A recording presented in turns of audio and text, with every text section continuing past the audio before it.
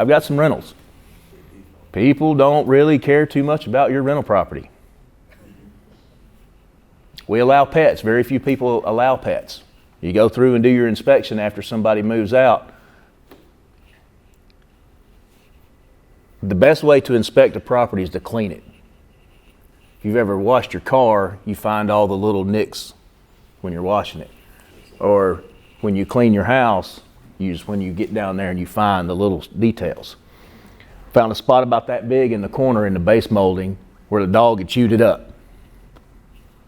The renters took some white paint and covered over it. I didn't notice it just walking through and doing. I noticed it later when I was in there cleaning. It was already too late then, already refunded the deposit. My owner finance. As soon as they moved in, got friends with them on Facebook.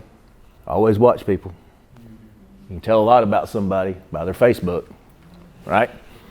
They move in, planting flowers, cleaning the place up, making it pretty, talking about owning their own home.